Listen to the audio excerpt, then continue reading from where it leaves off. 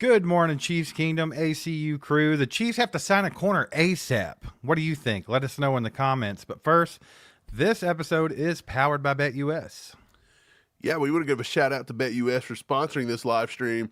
Head over to betus.com. Check out what they got going on right now. If you use code YouTube150, you get a 150% deposit match bonus on your first deposit. On your next two, you're going to get 125% deposit match bonuses. Those are up to $2,000, so take advantage of all the free plays you make with those deposit matches. The site's easy to use. There's plenty of props on there. Go to betus.com and use the promo code YouTube150. Let them know All Chiefed Up sent you their way. Steve, we need to talk a little bit about the Chiefs versus Panthers. Look, it's been almost 24-ish hours. I mean, we're not there yet, but it's close. I've had a little bit of time to think about it, and look, the anger of the situation kind of goes down a little bit because at this point, it's kind of like staying in an abusive relationship. Like, if you're going to stay in it, you know what you're going to get, right? So we know what we're going to get. You're not going to beat teams. You're going to get these close games. This reminds me kind of the Houston Texans game a few years ago that was 3-13, and they took us to overtime. Luckily, Jerick McKinnon scored in overtime. It's just getting beat by the Raiders last Christmas. You're going to have these games as a Chiefs fan. I fully understand it. But looking back on it, man, there were some glaring problems. And I think it's time that the Chiefs have to sign a corner. And look, it's not necessarily cornerback 2. It's not necessarily Najee Johnson, even though I know Najee Johnson hasn't looked particularly great over the past few weeks. But I think it's getting to the point to where any corner that can play a slot, nickel corner kind of matchup there consistently has to be looked at, because that's where we're getting toasted. Well, I would counter that and say I will go Najee Johnson. I don't dislike Najee Johnson. I think that he's a good corner. I think he's fundamentally sound, but I don't think he's ready to be in a position he's in right now. They have been exploiting him for weeks now. He doesn't look good. They're obviously not going to get Joshua Williams a shot. So I think at this point, I'm with you. I think they need to go sign somebody. And now, obviously, the biggest question is what corners are even freaking available to sign, Mike. So, I mean, there's a few out there. I guess we can talk about those. But that's my sentiment. If you're not going to let Joshua Williams get a shot to be that guy, then we have to move forward, because Najee Johnson is not the answer. Yeah, I totally agree. The whole Joshua Williams thing, to me, is just crazy. I don't understand why they've moved off of him so much on the defense. But here's a list. I don't know if you can see it too well. At the top of the list of available players, and if you're not going to let Joshua Williams play, I do think it's time we start looking at some of these guys. Xavier Howard's top on that list, but look, we've already discussed Xavier Howard. For the 300th time, guys, he is not being signed because he has pulled some weird stuff in the offseason, and he is in court. It's pictures, it's minors involved, it's a lot of weird stuff. He's probably cut. The second guy right there on the list, though, J.C. Jackson. He was a big money free agent acquisition, leaving the Patriots, signing with the Chargers, and we know he went through a lot of injuries. They ended up cutting him last year. He went back to the Patriots, and he actually played, I'll say he played decently well. Let me bring up this tab for you. This is going to show what he did once he got signed with the Patriots. So he played from week 5 to week 14. He did miss week 10 and 11, presumably due to some sort of an injury. But look over here, his coverage grades right here on the last little section. He did not do all that well. 44, 45, 58, a 28. And his last game of the year against Pittsburgh, a 29 coverage grade. So a lot of people are throwing out the name J.C. Jackson. And I feel like this is why he is not being looked at. He kind of got picked on last year, and they're calling him a Bill Belichick product only. He's kind of getting that thing. Now, when you look at his coverage grades, he didn't really let up a lot of receptions. 29 catches on 50 targets. That's almost a 25% reception, or a 50% reception rate, I'm sorry. So not too bad. 397 yards, and he gave up 4 touchdowns. He accompanied that with 4 penalties, but the quarterback threw at him at 110 QBR rating. So, again, he was lining up at corner, too. He was lining up at CB2. So, if you're like, look, he can't do that. Well, maybe you go to a new guy. And a new guy on the board, just released by the Vikings, is Akayleb Evans, Steve. He was going to play at Kansas in college. He ended up going to Tulsa. He ended up playing a year in Missouri, so a lot of Chiefs Kingdom know who Akayleb Evans is. Brett Veach was very, very interested in him coming out of the draft. This is his RAS score. I'll throw this up for you. He was a 9.57 tested. Great composites in height, weight, bench. He had a pretty good vertical, not great at 36 inches. A great broad jump. He had a 4.46 40, a 2.59 20, and a 1.54 10-yard split. Of course, he was good on the shuttle. The three cone was kind of lacking there. But Steve, Akayleb Evans was a guy that the Vikings drafted in a class that they have just decimated in 2022. They took Lewis Seen in the first round. He's gone. They took several corners that draft class, and it's just not panning out. But they cut him. We're going to find out today if he clears waivers at about 4 p.m. So do you think that's a guy Brett Veach could be looking at, considering he was kind of giving him the eye during the draft process back in 2022? It wouldn't surprise me much. It seems like a Brett Veach thing to do. It's like a guy that he liked, he didn't get. Now he has an opportunity, probably get him on the cheap. I mean, I don't know.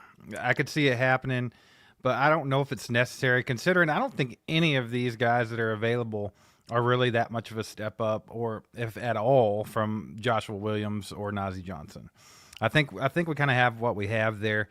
The only thing that I'm hoping is that bringing back Charles Omenihu helps the pass rush get home. Maybe Chris Jones wakes up this late in the season. We got to put more pressure on the quarterback, plain and simple, because I don't think any of those guys available to sign, like I said, I don't think they're much better, if better at all. And it's literally just going to have to get the pressure on the quarterback, give them less time to pick you apart. Right. Well, look, the premise of this video is the Chiefs have to address the corner spot. And again, I'm going to say this. Watching the game yesterday, Spags now for 2 weeks in a row has not trusted his slot corner. He's not letting Josh Williams play. He's not sliding down. He's not bringing in Chris Roland Wallace. They both got, let's bring up their snap counts. Their snap counts. Chris Roland Wallace, 0. 0 for the defense. Josh Williams, 2 above him. 0 for the defense. They're just not letting those two play. Keith Taylor, that was a name coming up during the preseason and during, everything right there. And we thought he had a chance to make the team. They really liked what he did. They bring him up, 0 snaps. They're not moving away from what that they are just – they're enamored with Nazeeh Johnson on the corner, which is completely fine. But Chamarri Conner in the slot is not working. When they're putting man-to-man – when they're putting our safeties in man-to-man positions, which they've been doing now for 2 weeks, they've switched this up for 2 weeks. Brian Cook is getting toasted. Justin Reed is getting toasted. Chamarri Conner is getting toasted. These guys in man-to-man matchups, 1v1 versus a wide receiver, cannot cover. They're not doing it, and that's why you seen Bryce Young picking up a bunch of chunk plays yesterday. Well, I mean, by all means, if you talk about Justin Reed, Brian Cook, and Chamarri Conner, they're just heavy hitters. Like, they're guys that are, like, I just don't see them as being like great coverage anyway. Maybe Chamarri Conner, I feel like he could do a better job, but I just don't think that's the answer at all. At this point, Mike, I'm just all in on we've got to get home on the pass rush. I just don't I don't know what else they can really do. I think what we have as far as corners go is what we have. The way that Spags has been doing things is how he's going to continue to do them. I don't see him switching it up this late in the season. So, I mean, it's kind of where we're at. Now, they could take a look at the kid from Minnesota. I mean, that's the only thing I could think of. But let's be honest. Is that a huge step up from where Nazeeh Johnson's at? I mean, to me, that's the one guy. I don't think you go out and pay J.C. Jackson a bunch of money. I don't know what he would presumably want. But also, he's not played meaningful football now in a little bit of time.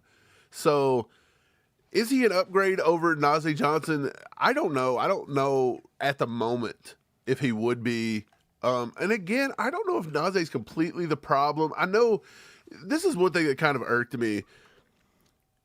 Weeks past, when Josh Williams was playing versus the Bucs, when Josh Williams was playing versus the Raiders the first time around, we already looked at his stats and everything.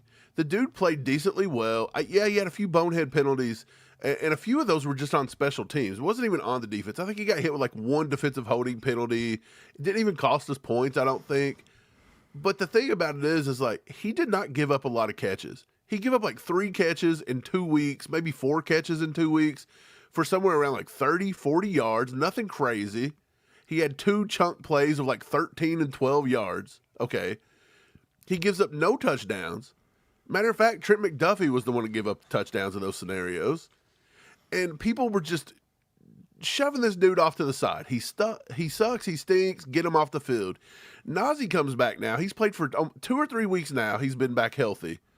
He's been getting toasted every single week, week in, week out. Yesterday, he probably would have had a worse day if the receivers would have caught the ball. I think they dropped 2 or 3 on him. Okay.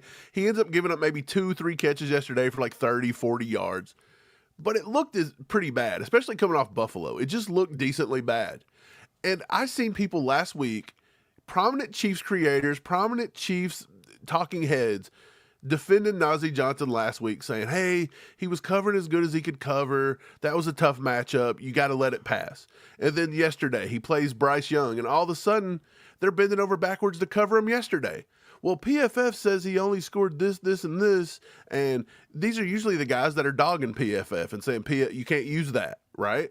So it's like they're doing everything they can to bend over backwards to make us not want to say Najee Johnson. They're gaslighting us into thinking that what you see about Najee is not true, but everything that you thought about Josh Williams was totally true in those 2 weeks, even though the PFF grades and everything back up Josh Williams too. Do you find this to be a little bit annoying? Of course.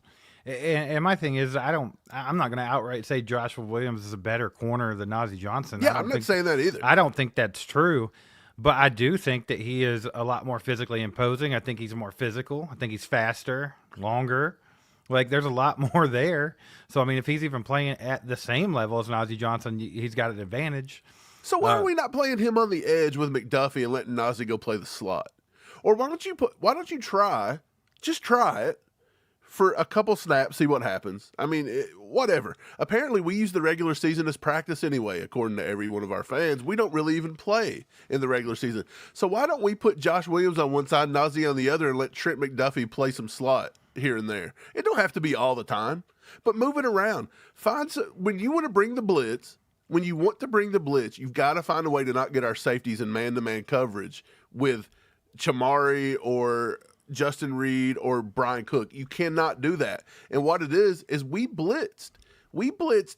I'm pretty sure we blitzed yesterday more than any time that Bryce Young has faced the blitz. I'm almost positive we did that yesterday. It was an insane amount of blitzing that we put on him. I want to say it's almost 40% of the snaps we had to blitz, and we still wasn't creating pressure there.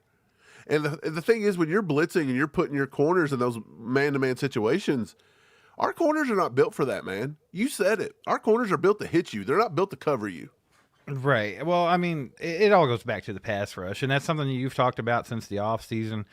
And I think the worst fears have come true. I mean, George Karlaftis has not been able to get home. Chris Jones just got paid a big fat wad of cash. People are double teaming him. He's not doing much. I mean, I'm not saying he's not doing much because he does affect games. I mean, Chris Jones just being on the field affects games, and he does get pressure from time to time, but he's not getting home. He's not getting the amount of pressure that you would like a guy that's getting paid over $100 million to get. You know what I'm saying? Like, there's a lot there. And then, of course, Felix hasn't come along very well. I feel like Turk Wharton was good at the beginning of the season, but he's kind of cooled down a little bit. Mike Dana had his best day yesterday, but it was nothing spectacular. Hopefully Charles Omenihu can bring some heat when he comes back. That's all I got to say. Like, something's got to change a little bit there, because I think the main problem with our corners right now is the fact that there's no pressure on the quarterback. I honestly think that is it. And that could be why Spags opted to blitz like crazy yesterday, just trying to do something to get some pressure on Bryce Young and make him fall apart like he's good at doing. But for some reason, it didn't work. Of course, Bryce Young had a career day. He was the best thing ever. He's developing. He's turning into that quarterback everybody thought he could be. He grew up yesterday, right? Right. Every bad quarterback that plays the Chiefs has that moment, you know. It always happens. Never fails. Right. Bryce Young yesterday versus the blitz. He faced the blitz, I want to say, 30 to 40% of the time, which was the most he had faced it all year. He was 11 for 14 for 123 yards and a touchdown against the blitz. 9 for 16 for 165 yards on throws of 10-plus yards down the field. 9 for 16 on 10-plus yards. And he was 11 for 14 in total, 123 in a TD versus the blitz. So that just proves that the Chiefs didn't get home. They couldn't cover. They couldn't hold up man-to-man on the back end. And, Steve, you're talking about pass rush, and we've all talked about pass rush. We went out, we grabbed Josh Uche. He hit double digits yesterday, ladies and gentlemen. He got to 11. 11. What is the deal? We went out and grabbed Cam Thomas. This dude has not even played but one snap on the field. He's not even on the team right Exactly. now. Is he even active? He's not even active half the time. Then you go out and grab Josh Uche. This is his third, fourth game. I think it's his third, maybe. He's up to 11 snaps. And don't give me this crap. Oh, well, it's tough to learn Spags' defense. Dude, you are a pass rusher in pass rushing situations. There's nothing to learn. There's nothing to learn. Pin your ears back and go get him. Why does he have to learn coverages and things like that? That is the biggest flaw of a Spags defense every once in a while, is to always drop those stupid defensive ends back in coverage and get toasted. That's one of the hardest things to watch from a Spags defense, is to watch that defensive end drop back into coverage and get toasted. I think that's all, smoke and mirrors trying to confuse a quarterback, and it works sometimes. I mean, look, it works every time against Lamar Jackson. It's just something that he can't figure out. So, I mean, there's a lot to it. I'm not down in Spags or his scheme, because I think it's great, and it's been obviously effective. He's won 2 Super Bowls and been to 3 out of his 4 years with the Chiefs. But it's like, I don't know. I really think it comes down to getting home, get some pressure on that quarterback, making their lives a little more uncomfortable. I mean, when you can go out and literally just execute your game plan without any disruption, I mean, you're always going to have a fairly decent game, and that seems to be what's happening right now. But just want to take a second to tell everybody, I appreciate you all being here this morning. Do us a favor, hit the like button if you haven't already. Helps get out to more people. If you're watching on X, please repost this out to your followers. And if you're watching on Facebook, share it out to your friends. Pops is in the house this morning with the 10 bomb, Mike. He says Josh Williams can do it. I'm with Pops on that one. I think that he can do it. I think we've seen that he can do it. It's very weird how good he was in his first 2 seasons when he got the chances. Like, even in big games, AFC Championship games, Super Bowl, put him in there and he does well. But just because he had a couple penalties or maybe a couple bad plays in his 3rd season, they've just completely abandoned him? It doesn't make sense to me. That doesn't make sense at all. At all. In 2024, he's allowed 7 catches on 11 targets, and you're like, oh, well, that must be horrible. Must be horrible. It's not horrible. 7 catches, 11 targets, and that's equated to 75 yards, and he had the touchdown versus Joe Burrow. He gave up the touchdown to Ishavash in the back of the end zone. With 6 seconds when Joe Burrow literally had double. Look, Joe Burrow is one of the quarterbacks in the league that has one of the lowest time to throws there are. If you think Patrick Mahomes' time to throw is low, Joe Burrow does it on half the time that Patrick Mahomes does it. Even with our trash offensive line, Joe Burrow gets about a half a second smaller time in the pocket. Well, I mean, he really does have a trash offensive line. He always has. Right. On that play, he had like 5 seconds in the pocket, and Josh Williams slipped. Mm-hmm. So it wasn't even that big of a deal. Look, I'm not a Josh Williams like truther out here, but it becomes one of those things where it's like, in my opinion, watching the film, watching everything, Josh Williams done nothing besides maybe a few special teams stupid penalties to be in the doghouse like this. I just don't see Nazeeh Johnson being that head and shoulders better than he is. Right. It is what it is. I'm going to get to the chat just a little bit. Ian says he heard the Raiders quarterback is out for the season. Might as well start Ritter. That's something to watch out for there. Ritter's not been good his entire career. He's not done what he's supposed to do. So if he gets to play the Chiefs, God knows he's going to have a career day. So just write that down. You write it down. Look, this has happened going back. No telling how. Look at the growth. Not changed. Look at the growth of Desmond Ritter. That's what the guys will be talking about the entire time. When we sucked back in the 2008, 2010 era, we would make every quarterback we ever faced, as bad as they were, they'd have a career game. And that's one thing we've not really changed much with Andy Reid. We've not. Zach Wilson last year, my God, we turned him into a Pro Bowl elite level quarterback, and then he never replicated it. Right. I don't even know if Bryce Young's going to replicate what he did yesterday in his entire career. Probably not. I mean, look at Zach Wilson. What's he doing? I mean, come on. That's what I'm saying. We can always find ways to make guys look good. Yeah, a couple people in the chat talking about how do you think the team could just be kind of worn down from long seasons, a lot of long seasons in a row. I don't think that's a thing. Well, we I kind of mean, mentioned that a little yesterday, right? I don't really see that. I mean, yeah, they've played what, 1 or 2 games more than everybody else, or like not everybody else, but like all competitive teams.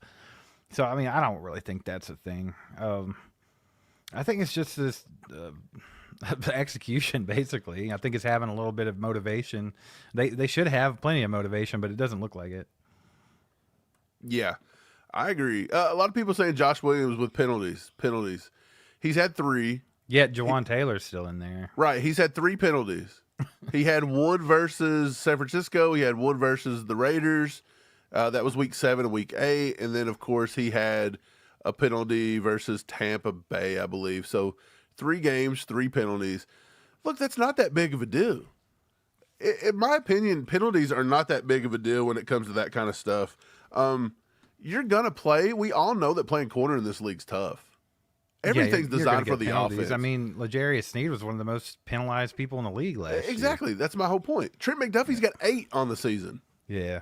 Now, I know that Trent McDuffie's put a lot more snaps. I totally I also understand that a couple of Josh Williams have been completely avoidable, and it's just kind of dumb mistakes. But I mean, yeah, but I want to say every one of them, but maybe one has been special teams wise. Yeah, I think they have. And he's still playing special teams. So you would think if penalties were the reason he couldn't play on the defense, then penalties should also be the reason he shouldn't get special team snaps, but he's still continuing to get special team snaps.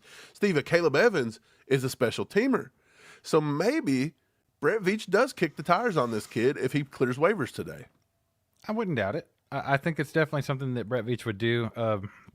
Were you wanting to get to what Kevin had to say there, Mike? You brought it up. You never mentioned it, but you were talking about it. What do you think happened with our defense in the last 2 games? Oh, okay. You said execution. I think it is. I think it's execution. I think it's pass rush. Our pass rush is not getting home. It's leaving our corners on an island. That has to be it. It's exposing the fact that our corners are not as physical and good as they were. And look, I love Trent McDuffie as good as the next guy, but Trent McDuffie is not. He's not as physical as a L'Jarius Sneed inside of this kind of. You can see it even yesterday, right? You can see it. He's got some limitations with his size. Well, that's we've always known that. We've always. That's not saying McDuffie's not good, but he is not going to line up and beat somebody to death like a L'Jarius Sneed did. It's just not going to happen. No, I totally agree with you. That's been kind of his Achilles heel since day one in the NFL. Is just bigger guys give him trouble. You saw that in his rookie season, or no, it might have been last year. It was last season in the when A.T. Perry was eating his lunch. A.T. Perry, a rookie who just got cut this season. Right. Now, and if you look at this year, Cortland Sutton gave him fits. Like he took him to school. It's always been that way. But I think what it really boils down to, though, is you can look back at all these games, and our corners haven't been bad. Like, especially in the early part of the season, a lot of people were worried about, when Jaylen Watson got hurt, and I don't think it's that big of a difference as far as the coverage goes. I think it's more of they're just not getting home. We've had a lot less pressure lately than we have. Yeah, well, look, a lot of people is down on Trent McDuffie. I know K. Wayne, the usual K. Wayne, he thinks he's a bit overrated. Look, going through his games this year, he's got 5 games. 3 of his last 4, his coverage grade is below a 55 or worse. Just yesterday to Bryce Young, he gave up 4 catches on 5 targets for 31 yards, a touchdown, and he had 1 penalty. And Bryce Young, when targeting him, passed for a 132.1 QBR rating. Yeah. 2 weeks ago versus Bo Nix. Bo Nix passed for a 128.6 QBR rating against him. So that's what I'm saying. His last few games, QBR-wise, 132, 128, 99, 93. So even Trent McDuffie is I'm not worried about Trent McDuffie, but even his game has looked a little different over the past few weeks. And I literally think it's because we're not getting home. The pass rush isn't getting home. It's the only thing that makes sense. Like, these guys didn't just forget how to play football. Look, what's so easy about what do they do all offseason? And they always say it's an offensive pass camp. Why? Because you don't have linemen. It's wide receiver versus CB, and corners cannot guard wide receivers in the pocket with an infinite amount of time for a quarterback to sit back there and pick you apart. You just can't do it. Wide receivers know where they're going. Cornerbacks are reactionary, and they can't touch anybody. Right.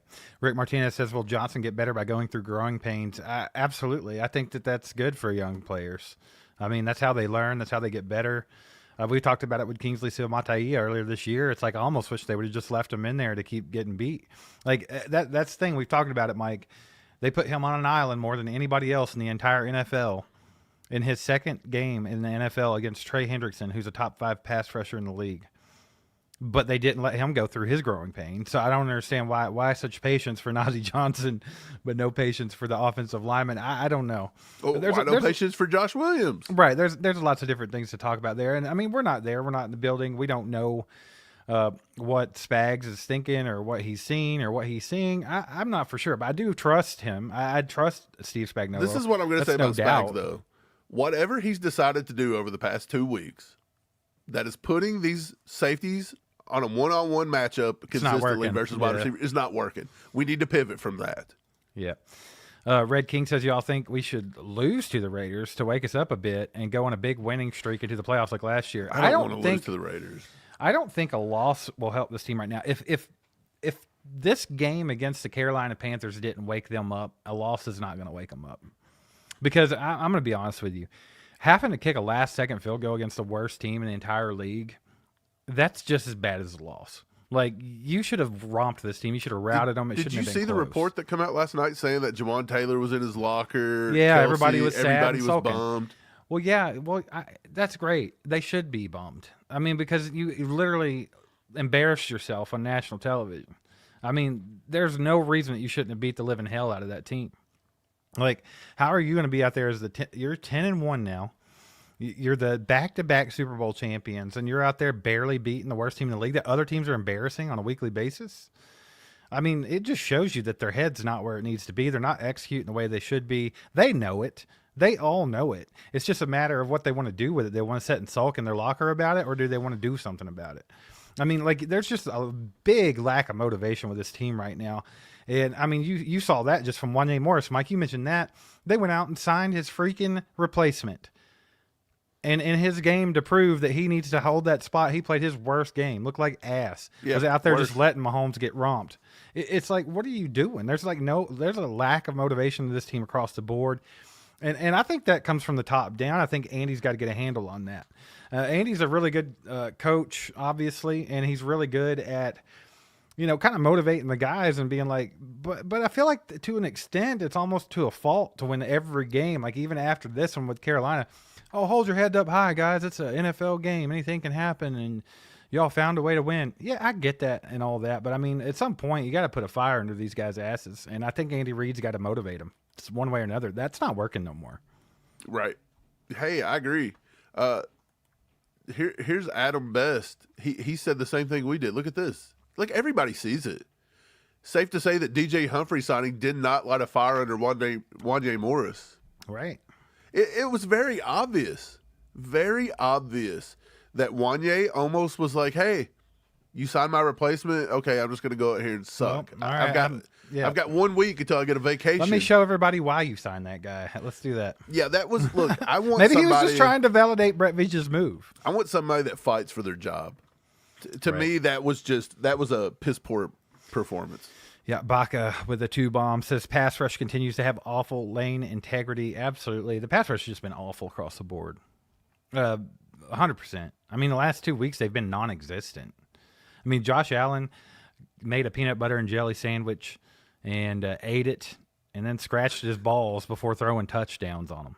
Like, and then you saw Bryce Young out there yesterday. I mean, he could have took a nap back there sometimes. It's just like, what are we doing? And we know the Carolina Panthers offensive line is not good. Like, what are we doing?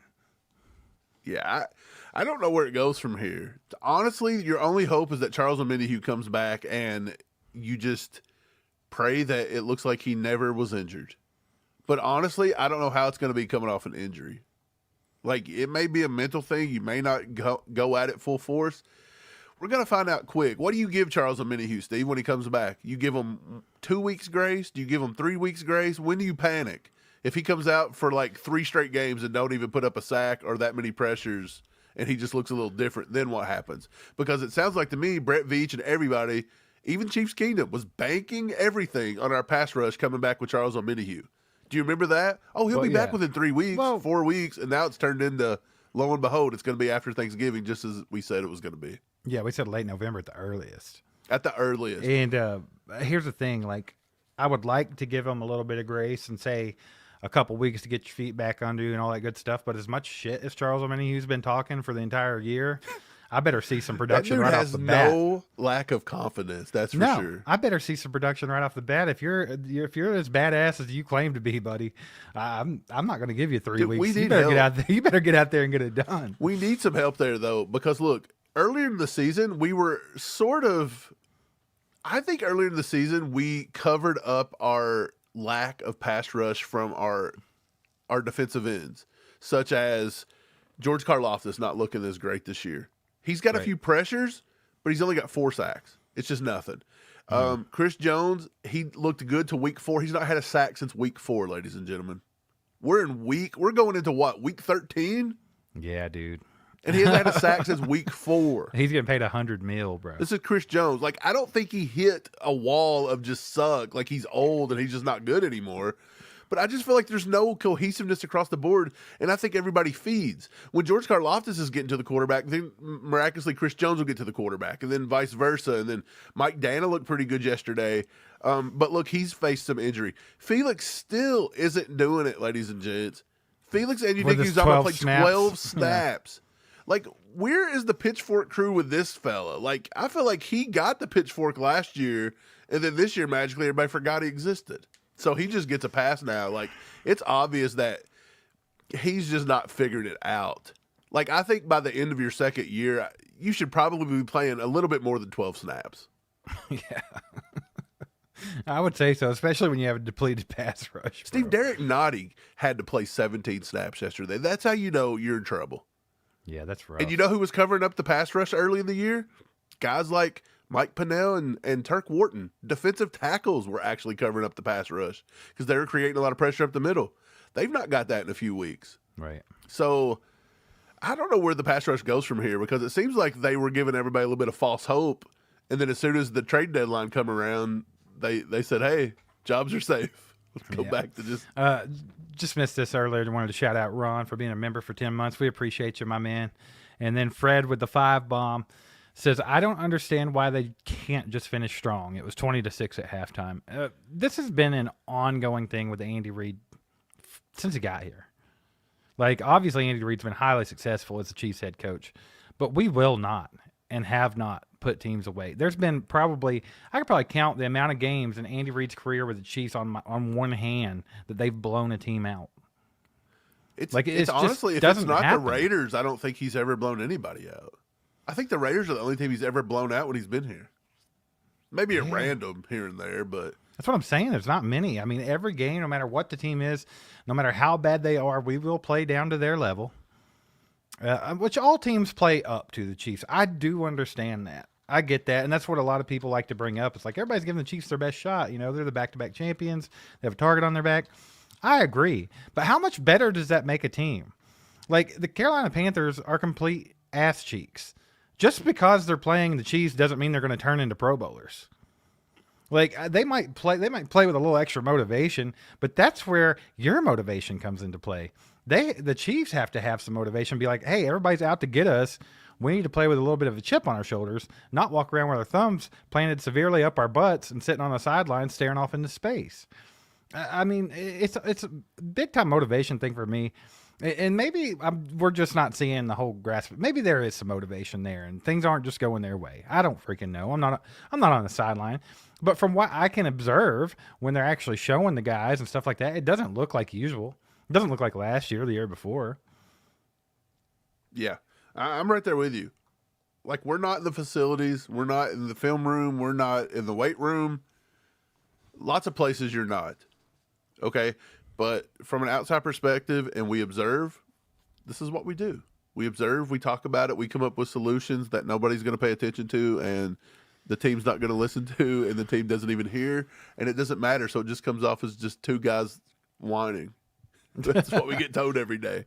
But Well, that's what we do, baby. I think that it's just out of love, man. You want to see these guys do it, and I feel like it's like a parent with a kid. You don't, if the kid comes to you with a bad grade, you don't hate the kid. So if you're disappointed in them, you do not hate them, but you're not going to put a big old, hey, you got a D+. We're not going to throw that on the fridge either. Okay? Right. It's going in the trash, and you're going to take your ass to your room and study a little bit. That's what I'm saying. Like, so when you critique a team and you feel a little disappointed, you don't hate them. It's just you're looking for ways for everybody to get better. Perry with the 5 bomb says, also, I'm tired of the Spags prevent D. How many times does he need to see teams march down the field before he changes the end of half plan? It's very consistent. You're right, Perry. I've seen it a lot. These are adjustments that these guys should be making here soon. I mean, you've seen it all year long. I'm right there with you. And like, that's the thing. It's kind of a segue, Mike. I wanted to talk about, appreciate the 5, by the way, Perry. I want to talk about when is the time for the Chiefs to, I guess, turn it on, per se. Like, everybody talks about how they're holding back, or they're trying this, they're trying that, the playbook's not open, blah, blah, blah. Okay, well, when's the right time to do that? Like, do you just hope that you can turn it on in the first game of the playoffs? Or like, that's what we'll talk about here in a minute. But just before we do that, one more time, just want to say I appreciate you guys for being here. We're going to take a 2-minute break so you can check out one of the sponsors of today's episode, Manta Sleep. And if you guys please just stick around while it's going on, pay attention or hit the like button, whatever you want to do. But we appreciate you guys hanging through it. And we'll be right back to talk about when the Chiefs need to turn it on and make this run here. Today's show is sponsored by Manta Sleep Mask. You got to check this out. This sleep mask is going to change your life. We all know how important sleep is for recovery. And if you want to be at your best physically and mentally, you got to get some sleep. And not just any sleep, you got to get some high quality sleep. We weren't big believers in sleep masks. I thought they were going to be too big, too hot, too bulky. But Manta Sleep Mask changed that perception for me. These sleep masks are so comfortable. You can change the cup around your eye and find a custom fit. That way the mask finds your comfortability. With these pillows around your eyes, you feel zero pressure. And with a 100% blackout technology, you can go to sleep anytime, day or night, no matter how erratic your sleep schedule is. These masks are designed for side sleepers as well, and that is very important. There are so many options that Manta Sleep offers too. One of our favorites is the Manta Sleep Mask Sound. It comes equipped with a razor-thin Bluetooth headphone, again, optimized for side sleepers. The headphones are super easy to adjust, and it just becomes a heavenly submersive experience that blocks out the world and allows you to get some high-quality sleep. You can go with the Sound Mask, the Pro Mask, the Silk Mask, or just the Sleep Mask. You should go check out their website by clicking the link we have provided for you in the description below and read up on which option sounds best for you. But regardless of which mask you choose, use our code ACU10 at checkout and receive a 10% discount that we have secured through Manta Sleep for you, Chiefs Kingdom. We understand how tiring it is defending the back-to-back world champions. We also know there are countless non-football knowers out there talking trash to the Chiefs 24/7, and with these, you can block them out and get rested up for the coveted three-peat. Again, go to the description, find the link, find the mask you want to try out, use code ACU10, and get yourself some of the best sleep you've ever had in preparation of this long football season. Where am I? This is true blackout technology, people. Let's go to that description, hit that link, and buy somebody that for Christmas, because that's a pretty sweet gift. But the Chiefs, they're notorious for struggling throughout the season the last few years and then turning it on right at the right time. What is the right time this year? Are we going to play around with our food a little bit more for the next few weeks, or is it time to get your ass in gear? The time's now. I think you have to start playing some of your best football. It's obvious. So it's obvious you got to play at your best going into the playoffs. But the way this is shaping up, you're relying on teams now to lose. You've lost your tiebreaker versus the Bills, right? You've lost it, and that's the team in second. You want the home field advantage, 100%. You want to play through Arrowhead. You just do. Can Mahomes go win on the road? Absolutely, but you want to play it through Arrowhead. So what I think you got to do is you got to start winning. You have one game versus the Raiders here on a short week that the Raiders have now lost, I want to say 7 or 8 in a row. Yeah, that we know they're bad. going to play us tough, but they're going to come in with a quarterback that maybe hasn't even played much this year. They're coming in, they're feeling defeated, but look, Max Crosby and all them are going to come after the Chiefs because this is what they want to do. They want to play spoiler again. So you cannot take an L next week. You just cannot drop an easy one versus the Raiders when you're battling the Bills and all these other teams. I think they're right on your heels. Dropping that game to the Bills made it to where you have to win. Like, you have to. And then after that, you got the Chargers coming up, which is another tough matchup. And then it doesn't get any easier. You're going to go, look, the worst team remaining on our schedule is going to be the Browns. And the Browns just beat the Steelers. Right. So there are no easy ones. Yesterday should have been the easy one, Steve. And just let me read this. We'll Did take it look one easy? more thing. Did it look easy to you? This is how bad it was yesterday. And I get people say, a win's a win. Oh, cool. The Chiefs were facing an offense that ranked dead last in the NFL entering that game, averaging just 281 yards. The Panthers put up 334 against the Chiefs, and they only had to punt twice. They punted 2 times, and they scored on every other possession. That's disgusting. Bryce Young, 21 of 35 for 263 yards and a touchdown. Not a single turnover. And what even made it worse was the Panthers started the second half on a 15-play, 70-yard drive that took 8 minutes and 34 seconds off the clock before scoring. Come on. That is not what you should get playing the last-ranked offense, and you're telling me you're a back-to-back Super Bowl champion and that we're just a win's a win. No. At some point, you have to find a little pride, and you got to get it together, Steve. And the time is now. Well, I think the time's now for sure. And here's the reason, man. What does Andy Reid tell the guys every year? Every freaking year. It's the first goal that you have to accomplish. It's to shore up the AFC West. Yeah, you that's got to win the the AFC number West one first. goal. Well, all you have to do that is win the next 2 games. Like, without a doubt, if you win against the Raiders and you win against the Chargers, it's almost impossible for you to lose the AFC West. Now, that Broncos game might end up being a little bit more important than you think, depending on how the rest of the games go. But if you just knock off these 2 games back-to-back and you win them, you've accomplished goal 1. So if that doesn't at least give them a little fire under their butt, Mike, that they can go out and accomplish the first goal of the season in the next 2 weeks, I don't know what does. And like you mentioned it with the Faders, man, they suck. They're not good. They've been getting their ass whipped like crazy. They just lost their terrible quarterback that was still good against us, kind of, Gardner Minshew. He's out for the year with a broken collarbone. They're talking about starting Desmond Ridder. Okay? Desmond Ridder. We cannot make Desmond Ridder a Pro Bowler. We just can't do it. We should go out and punish this team. This is a team that talks all kinds of trash. Mahomes is, it'll get dealt with when it gets dealt with. How do we deal with stuff? Do we let people talk trash about you and you go out and you barely beat them by 1? That's not how that works.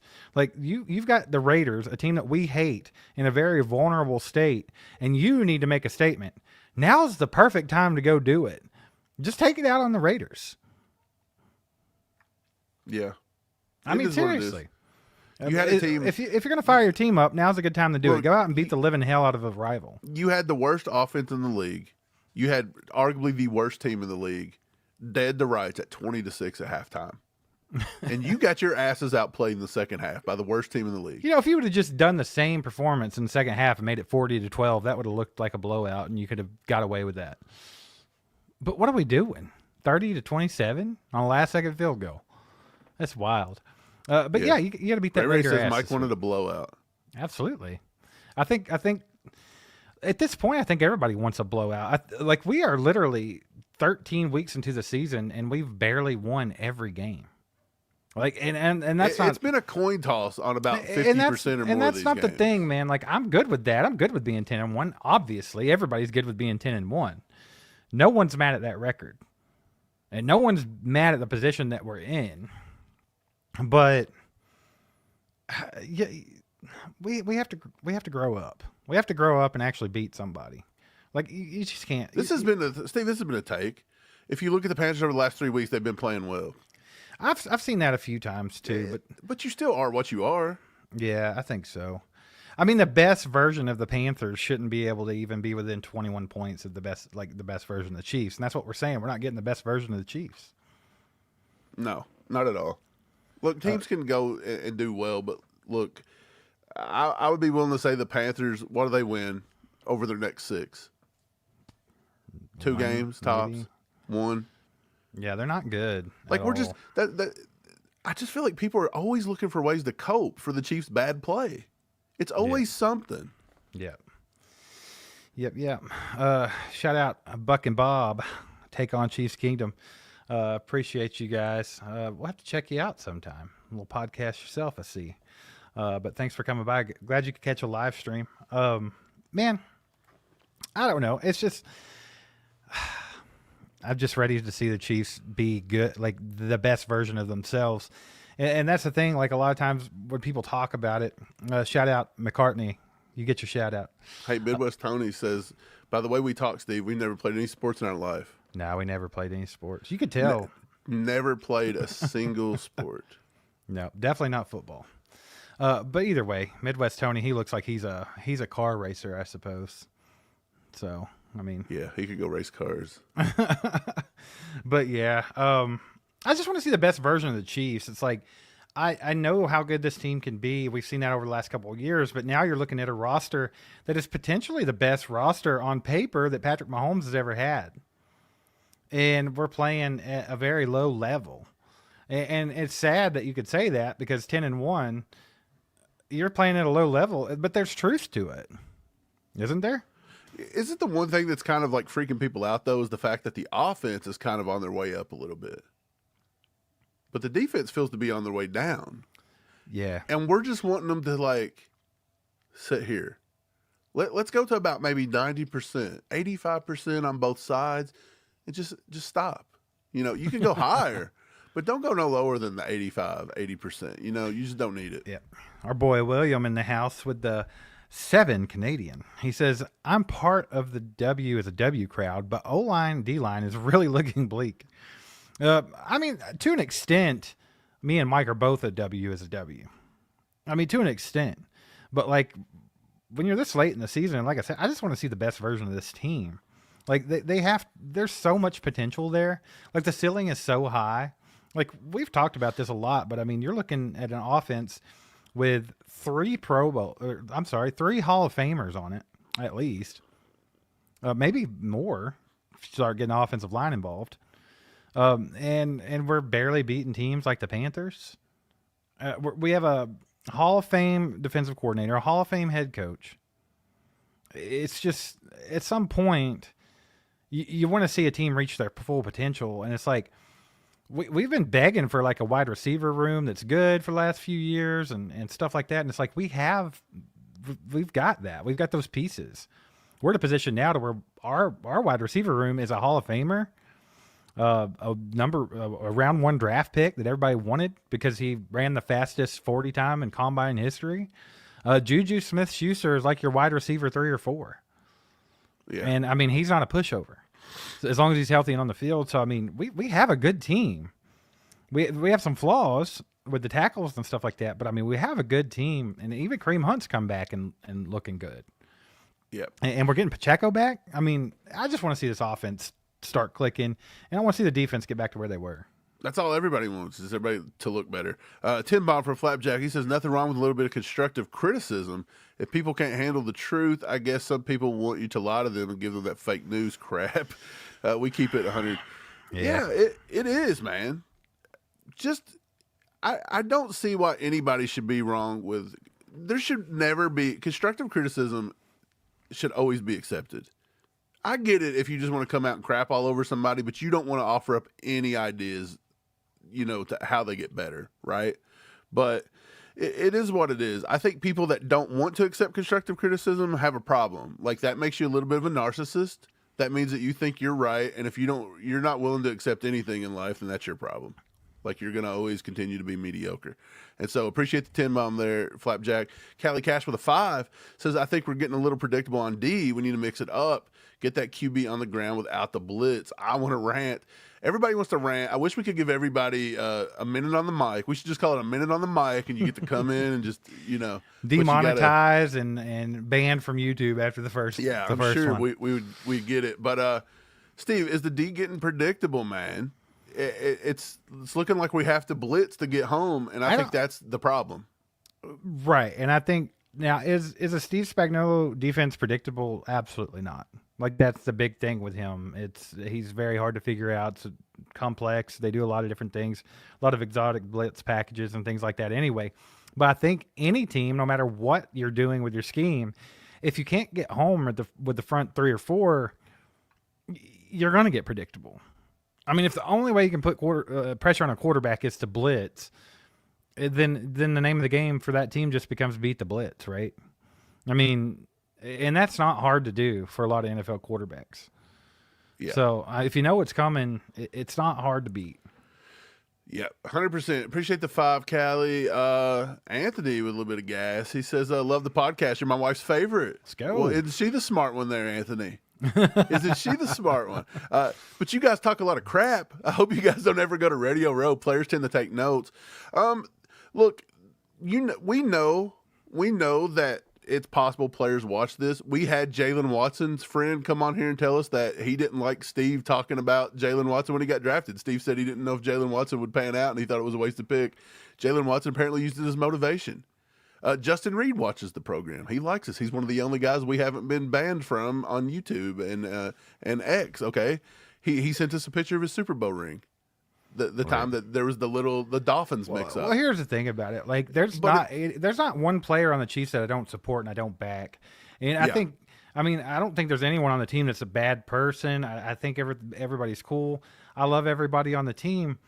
But, I mean, what it comes down to is they're getting paid millions of dollars. So if they can't handle me sitting on here, this guy in his basement, saying that you need to pick it up a little bit, then I don't care. That's mentally weak. Right. These guys, we don't need that. They take tougher criticism from guys with bigger audiences on ESPN. Yeah. And places like that. But I will say this. Can't take everything personally either, I think a lot of these dudes, look, I don't think we say nothing that they probably wouldn't say about themselves. And I don't think that we call out anything that probably coaches aren't calling out. And maybe them themselves are not calling out in meeting rooms. We talked to Swayze Bozeman the other day. We didn't say a single thing that Swayze Bozeman didn't come in here and say that Spags talks about every week. We said that Spags needs to maybe reevaluate some of his game plans and this and that, and some of it's trash and this and that. And then what did Swayze come in and say? He said every week Spags comes in and makes a list of things that he could do right first. So Spags is very aware. They're all aware. I think that's one thing. Like the guy earlier said, these guys don't ever play a sport and it shows. No, I think it shows that we do and have played sports because of the way we address things. If you're an athlete and you're somebody that plays, you 100% know that you got to take constructive criticism. You don't look at a win as a win half the time. You can blow teams out and you're in the weight room the next day trying to get better. Yeah. You're never satisfied. You're not happy with a 3-point win. You're never satisfied. So when he said that, sure, that lets me know that he's never played the sport before. The people that want to just take everything as a cheerleader have never played it. Because I'm telling you, the players are doing the same things we're doing. And they're probably harder on themselves than we are. Right, we got a 5 bomb from Buck and Bob. Says, when do you think we see DJ Humphries start? Or do you think he's just there to back up in case of injury? I think at this point, like, if there was any question that he was brought in to start, it's gone now. Because Wanya Morris took a dump. Like, he literally I don't think he can play by this week, though. Do you? He's not even signed yet. Probably not. I've said from the beginning, Mike, that I think that he'll be playing against the Chargers. That's what I said. And I'm going to stick with that. But, Steve, we're 3 or 4 weeks in now. And Josh Uche learning the defense, which is nowhere near as complicated as Andy Reid's offense. He's getting 11 snaps. We just seen DeAndre Hopkins, who's been here for a month now, still take less snaps than Justin Watson because they claim he can't figure out the Andy Reid playbook. Which is bullcrap. So how in the hell are you going to be able to open up that playbook and call all these plays, and DJ Humphries is going to do this within 1.5 weeks? Mike, I think I could potentially do as much as Wanya Morris did yesterday. No, I'm all for. I'm not saying Like, he cannot do I it. could but reach to out and smack a potentially guy on the say- shoulder and then watch him sack Patrick Right. Mahomes. But we don't want that with DJ Humphries either. We want him to be effective. Right. What's the point of putting him out there if he don't really know the schemes, he's not familiar with the blocks and different things, and then he's just doing the same stuff as Wanya? What's the point? So all I'm trying to say is just because you change the number on the back of the jersey and the name doesn't we still want him to keep Patrick Mahomes upright. Right, but I think the Chargers game is a good goal. I mean, that's another week and a half. We're just gonna throw him out there against Khalil Mack and Bosa and let it be done, huh? I mean, yeah. Are Welcome they both to the healthy team. though? Are they both healthy? I'm not for I sure. don't know. I don't care. I hardly keep up with the stupid. Appreciate the Chargers. $5 Bob, and then 5 bomb from Flapjack says is one of the problem is we never re-sign our own players back, or is it that we bring in other trash players and pay them? We do both of those things actually, but I think there is a method to the madness of Brett Veach, and a lot of this team and the way it's built and the way it's set up is he has to hit in the draft. Yeah, you have to. You're paying Mahomes way too much money. You're paying Joe Tooney a lot of money. Good Lord, you're paying Jones. Jawaan Taylor $80 million. Yeah, I mean, there's a lot of highly paid guys on this team. But yeah, I mean that's the thing. We don't really keep guys around. But is that necessarily a bad thing? Because I mean, we saw that with L'Jarius Sneed just this year. Like we didn't keep L'Jarius Sneed. We let him go. We didn't pay him a bunch of money. He goes over to Tennessee, underperforms, and gets hurt, and he's out for the season. What if we paid him a bunch of money and then we were dealing with that? True. You know, Well, so I I mean, seen somebody yesterday. They'll say if L'Jarius Sneed would have been with the Chiefs, he wouldn't be injured right now. What? yeah, I don't know. What, do we have an 8-ball predictor out here? I'm pretty sure the injury bug has not been shy in Kansas City this year. We Yeah, all I know think the that. dude would have been on the IR after 2 weeks if he'd have been here the way it's going. I appreciate the 5 Flapjack. Flip says DJ Humphrey is an insurance for the postseason. Wanya is injury prone. That's true too. I think that's a lot of the reason why they went ahead and got one. Not just because Wanya was underperforming, but he's also injury prone. Kingsley obviously isn't ready. Excuse me. So I think they had to do something there. But I do think DJ Humphrey is going to be the starting left tackle. I really do. Yeah. If not the Chargers game, by the Browns game. I mean, I don't see it going any other way. When the year started, Jawaan Taylor didn't look very bad. Like he looked better this year than he had been. But over the last few games, he's fell apart. Do you think is that something to be concerned about, or do you think he figures it out? Like, what do you think there? Do you think DJ Humphries? Because a lot of people are like, oh, well, when DJ Humphries gets in here, it's going to look a lot better.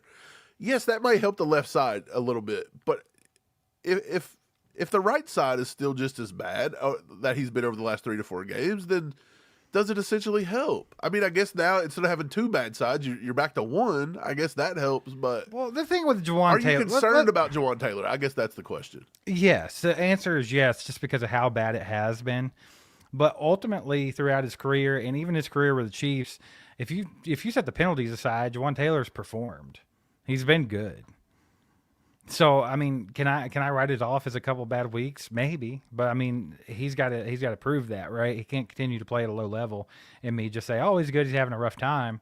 It just goes along with the rest of them. Am I concerned? Yes, but am I like super worried about it hitting a panic button on Jawaan Taylor? No. I do think Jawaan Taylor's a good tackle, but he's not been good at all in the last couple of weeks. So we'll see if he swings that back around. Yeah, honestly, I'm a little concerned about it because he's now played with here's another thing that kind of concerns me a little bit about DJ Humphries. And he may have a little step up more than, but when we brought Jawaan Taylor over here, why do you think he struggled with the Chiefs as much as he has? Because I think Mahomes is a lot different to block for than a Trevor Lawrence was. Mm-hmm. He's just a different beast in the pocket. Mahomes moves differently. He has different tendencies. DJ Humphries could struggle with that too, because yeah, he played in a RPO system with Cliff Kingsbury. He played with Kyler Murray. That goes against him. But even Mahomes is going to move the pocket differently than Kyler Murray. So I think it's going to take a little while to learn the tendencies of Mahomes. I think that's why you've seen Donovan Smith come in and struggle last year a little bit. Blocking for Mahomes is just different. Mahomes, a lot of the times, he creates and does all this magic stuff, but there are lots of times he creates his own pressure. Yeah, he's a tough one to block for. Perry with the 5 bomb says, did you see Schwartz tweet, saying that JT is the reason Smith has the sack numbers he has? I mean, Very well could be. I mean, you know that usually, see, that's the thing. We thought that having a left tackle that didn't have a lot of experience would be in a better position just because they're beside Joe Thuney, because they can elevate the play of each other. But they got their own guys to worry about, too. Yeah, that's true. So, I mean, yes and no. Schwartz was a good tackle. Schwartz says some things that are good and smart, and Schwartz also says a bunch of things that are really stupid.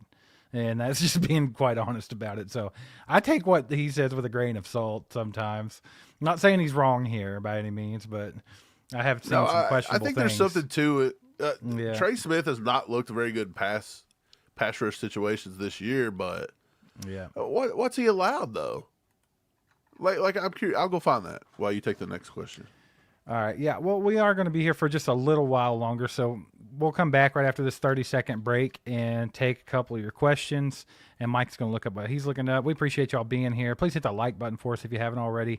Watch this. We'll be right back. Get your questions in the chat. Christmas is right around the corner, and we've brought back the popular Merry Chiefsmas sweater and hoodie in the store. Just go to merch.allchiefedup.com and you can use the code ACUSANTA. That's ACUSANTA. And you can get 20% off of everything in the store until the end of the year. So get your hands on those and give some gifts to your family and friends. Okay, so yeah, go check that out in the store, merch.allchiefedup.com. Use that promo code ACU Santa. It goes to the end of the year. Those are awesome. They were a big seller last year. 20% off, baby. Hey, they're going like hotcakes right now. You better get you one. Steve, going back to the Trey Smith thing, I don't know why has Trey Smith supposedly had such a bad year. He's given up didn't think he had 17 pressures and 0 sacks. That's on Jawaan Taylor. So is he saying Jawaan Taylor's helping him? Like, what's Schwartz trying to say? I don't know. Because I don't think Trey Smith's had a bad year. Yeah, 17 pressures. I think he gave up 30 last year. Am I right about that? Let me go see 2023. Yeah, he gave up 30, so he might slightly be on pace to have a few more pressures. But there's been several games, even last year. He had 6 games out of 18. So 33% of his games, he didn't even give up a single pressure. So to say that he could finish the season with only 13 more pressures is very doable for Trey Smith. You know what I'm saying? So how he's given up 0 sacks. Like, I'm not understanding the correlation here. Right. Yuck FooTube says, is it possible the Chiefs talked to DJ a few months ago and gave him the playbook? No. It's probably a stretch. I don't think, no, because if he doesn't sign with the Chiefs, you don't give your playbook away. The only person that gives your playbook away is Rashee Rice when he leaves it in the car on the Dallas Interstate. What was he doing? Good grief. Chiefer says, is this the Thuney or Smith convo? Well, yeah, we must have missed the conversation they were having. What's the Thuney or Smith combo? Somebody explain. I'm curious. If it's too hard to explain, don't worry about it. Yeah, Brent says, I know hindsight is 2020, but it would have been better to draft Dominic Puni, immediate left guard, right guard replacement over Kingsley, a project tackle that may not even work out. Yeah, potentially. I mean, I think they kind of got some replacements for the guards, honestly. I mean, by the end of the draft season, Steve, you know me, I was big on Dominic Puni. I said he was going to be a second-round pick. Mm-hmm. I actually had Puni rated higher than Kingsley by the end of the draft process. Right. Now, again, do I think Puni is going to – I don't know if Puni's not going to be a left tackle in this league. No, he's just saying he's immediate left guard, right guard replacement. And that's the thing. We've had guys – But who are you replacing? Well, I mean, obviously Thuney is not going to be here much longer. Trey Smith, they have to sign him back. But, I mean, they did go draft C.J. Hansen, Orzad, some of those guys. They drafted those, and I believe that's what Wanya was drafted for. Wanya's playing something he's not supposed to be playing. And let's be honest, if they were really worried about guard, they would have probably kept Darian also, Kennard Mike around. Caliendo, I think, is a good guard too. Right, but they would have kept Darian Kennard around if they were worried about that guard position. Even Allegretti. Yeah. So... Yeah, I don't think they were worried about the guard position, but I do get the sentiment. Like, Dominic Puni was a good player. 100%. I think they knew they needed to get a tackle, and they were just he was higher rated on my board than Kingsley. Yeah. Horned Up with the 5 bombs says, like and subscribe. These boys work their asses off to bring us quality content. I don't know about equality content. Yeah, not equality. We're not being equal to everybody. Yeah, we kind of are, Steve. We We're are. equally asshole across the board. We are. Appreciate your horned up. But yeah, like and subscribe. We have tons of content on here. If you're new to the channel, we have great people in the chat. Don't be afraid to get in the chat and talk football. It's always a good time. So hit that subscribe button. We're trying to get to 50,000 subscribers before the Super Bowl. That was the plan. That was the goal. But as you can see right up here, we got a long way to go. Yeah, this has been a wild football season. Long way to go. Last year, there was huge growth last year. And was it the Taylor Swift effect? Were we just getting bombarded by Swifties? I was going to say this. We've talked about there being a motivation problem with the Chiefs team. I think there's a motivation problem across Chiefs Kingdom completely. I think Chiefs Kingdom has just got very... We're at spoiled. I think, they're checked out this year. I've noticed that. They really are. When we complain about a win, they say you're spoiled. But I think that you taking a win as a win attitude is spoiled. We're just out here saying, hey, look, a win's a win. We'll just keep winning. No, I'm joking. It's just one of those things where it does feel like everything's down across the board. It feels like there's just not a lot of like huge Chiefs happiness. Like people are content, but doesn't it feel like that? It's content. It's not excitement. And I feel it from the team too. I think it's that time to hit it, man. We're getting into the Christmas season. It's the season for giving, so let's give some excitement. We're getting ready to be in playoff football. Get ready to eat turkey before this you week. know it. Before you know it. Drew says the odd thing is, even though we have had offensive struggles twice this season, the Chiefs have scored 30 points, and that's a good point, Drew. Like, I think with the offense that we have, we should be averaging 30 points. Like, that's how good I think this offense could be. Oh yeah. We need to be putting up 30 weekly. Yeah, I mean, they really should be. I mean, especially after acquiring DeAndre Hopkins. Like, you have no excuses anymore. I mean, Noah Gray's developed well. Kelsey can still be Kelsey when they make it a point to be. I mean, I've noticed that I feel like they've took some work off of Kelsey. I don't know if that's a long play, try to get him more involved here at the end of the season in playoff time. Kind of preserving him a little bit. That's a possibility. Could be the same with D-Hop. They're only giving him 26 snaps right now, last couple of games. Maybe that's a play too. Like, hey, he's nursing a knee injury. Him and Kelsey are both a little older. Let's keep them full health for the playoffs. It very well could be something like that. But yeah, I expect to see this offense get a lot better than it has been because they have the firepower to do it. Yeah, look, I know yesterday was against the Panthers. But presumably the Panthers have been playing great over the past 3 weeks, according to everybody. So maybe we shouldn't preface it as it was the Panthers. But the Chiefs said, Andy said, they're going to get rid of some of the motions, get rid of some of the cute stuff. They're going to simplify it, make the players play faster. And even with all the injuries yesterday, you see the Chiefs pretty much move the ball at will. Now, again, we were stalling out at certain points and couldn't get the ball in the end zone, and then we just kind of quit.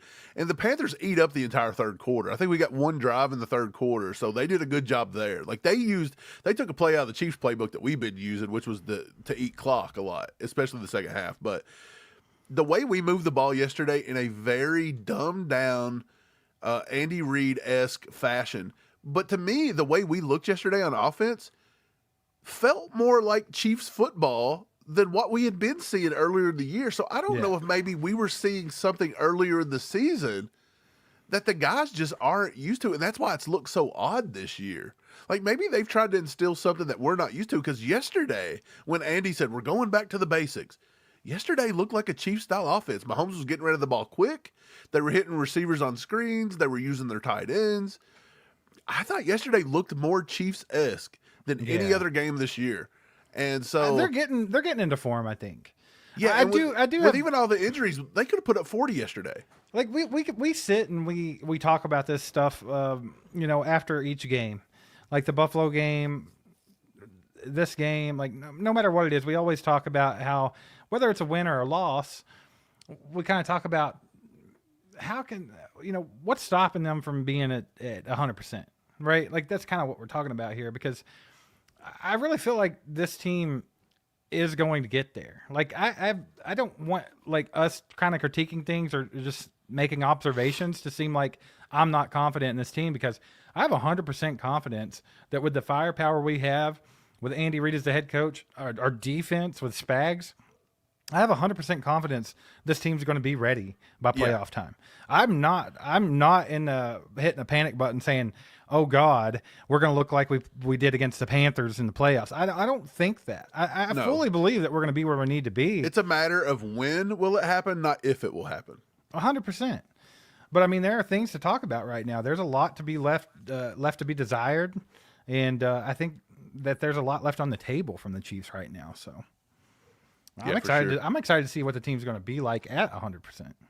Horntup says if the offense would curb people like they should, wouldn't that improve the defense performance? 100%. I think he got auto-corrected there. 100% know what he's saying. But I know what he's saying. If this offense was more efficient, that would take a lot off the defense. And now yesterday, did that happen? No. Defense just was poor. But you've seen all year long that the defense has kind of been wore down, and there were games where they looked gassed and everything because our offense is just so inefficient. 3 and out, 3 and out, 3 and out. Defense is on the field all the time. Yeah. Yesterday, we did a good job of controlling time of possession, and I don't think they had any excuses yesterday other than they just didn't play well. Right. Appreciate the 5-bomb there, Horntup. Steve, I think it all just comes down to this. Like, looking at the episode today was talking about the Chiefs have to sign a corner ASAP. Now, again, I don't know if that's a CB2 or it's just bringing it, like, I feel like for me, it's about, look, if you've lost confidence in Josh Williams, if you do not think Keith Taylor is going to do it, even though you've called him up now 2 or 3 weeks in a row, if you're not going to give him snaps, we have to do something there, even if it's just a slot guy. Now, look, where's it coming from? I wanted to get to some of this stuff that I had seen on X. Lou the Polish Roo comes out and says, who though? There's nobody. I love Veach, but he failed in that department in the offseason by not getting nobody. John says, the question is, but who? James Patrick says, we might be done with transaction unless there's an injury. So I think people are saying the same thing, like, who is there to go get? Because I don't know if J.C. Jackson's the answer. They're not going to sign Xavier Howard. Patrick Peterson's a little too old, in my opinion. I think you've already seen that. So is it Akayleb Evans? I think that might be the one guy that they could take a flyer on. But like you said, is Akayleb Evans enough of a game changer that it's going to help anything? I feel like we got an Akayleb Evans at home. His name's Josh Williams. Yeah. Like, for real. And Keith Taylor could probably do it too. So I think what's happened is yes, we said now's the time to sign a corner. And I guess it is. But if there's nobody to sign, you can't do it. So I feel like you have to start looking in-house. We've got to let Joshua Williams play some more. You've got to get Keith Taylor a chance to get on the field, I guess. Or you're going to have to start trusting Chris Rowland Wallace and just trust these guys to work through their lumps a little bit. Because if not, you're going to get – there's a difference between patching holes, which is what we're trying to do right now. We've lost confidence, so they're trying to patchwork everything every week and come up with new things. But don't change the entire system that works for you, Spags, just to patch one little flaw that maybe isn't even a flaw if you'll just, like, allow it to progress. You know what I'm trying to say? So at the end of the day, I think if you take the corner out of it, the Chiefs, this comes down to the most fundamental things you will ever learn about football, Steve. Where do you win games? In the trenches, baby. In the trenches. What's been our flaw? Offensive trenches, line. baby. And the defensive line not getting after the quarterback. It's a game about the trenches. At the end of the day, it always comes down to the most basic thing. You win in the trenches. And even when we've won games, when it's counted, what did we do? Against the Falcons, we needed a play. The trenches killed it, and Nick Bolton shot through and got the Here's play. The thing, man. Keep Mahomes clean and get your ass to that quarterback. I think it's as simple as that. I think keeping pressure off your quarterback and pressure in the other quarterback. That's where games are won and really lost. attribute a lot of what's going on to that, right? Like, this offense could hit a different level if Patrick Mahomes was a little more secure in the pocket, not saying he don't have enough time, but just maybe it's just not in his head. Like, he feels safe, he feels secure, whatever. And then on the other side of the ball, we wouldn't be talking about the corners if we were getting to the quarterback. So, I mean, 100%. Let's just say that after all the bitching and moaning, Mike, we just got to be better in the trenches. Yeah, it's the trenches. We can fix it all with just one little thing. So over the next few weeks, I think the most important guys of this organization that has to come together is got to be the big three on the offensive line, right in the middle, leading the pack. Those three guys have got to bring in DJ Humphries, or be it Wanya, whoever it is. They've got to get Jawaan Taylor's head back in the game, and they got to be like, look, we got to be a cohesive unit. On the other side of the ball, George Karlaftis and Chris Jones have to get together and say, look, enough's enough. We've got to get out here and do this. Like, they've got to do it. They've got to bring it in.